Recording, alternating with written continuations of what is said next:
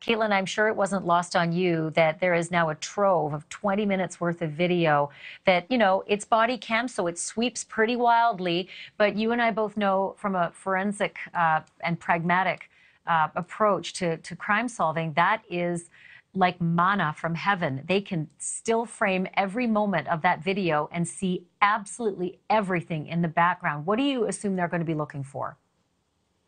I think they're going to be looking for people walking around, headlights, cars, people on bikes, any noises, because there is audio, anything flicking on in and out of houses, anything in the background that might lead them to a vehicle, a body type, anything like that could be crucial in breaking open this investigation. And as you said, they have 20 minutes of this from two different angles. This really is a trove of information that could possibly change the trajectory of this investigation. And, we at Daily Mail posted some photos not too long ago, exclusive photos of the second floor into the house. And I think that does something similar. The purpose of releasing these things are so that not only the investigators, but the people who are from that area, know that area, been in that house, have been in this park, could look at something and say, that doesn't look right, that piques my interest, and contact investigators. The public's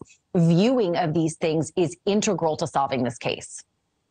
Well, I would be looking for headlights that are moving around. It's 3 o'clock in the morning. It is not a normal time for loads of traffic. So any headlights that are moving in a certain direction may have come from a direction where there would be other cameras. I would be, without question, scouring. I'd be blowing up every single inch of that to see if there's a shadowy figure moving in a certain direction. Again, it's 3 o'clock in the morning. And how are they moving? Out on the street.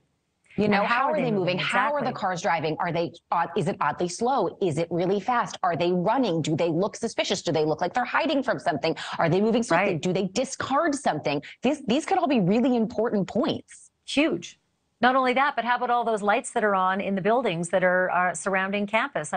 If you've interviewed somebody already who said, I was dead asleep at that time, and then you can zero in on that room and see that the lights are shining bright, you need a new re-interview. But that is, It may not look like much, but, the kids in the foreground, they may not mean anything at this point. It might have just been some kids being, college kids, but it's the background that could provide so much. Caitlyn Becker, always good to talk to you. Thank you for that. Appreciate it.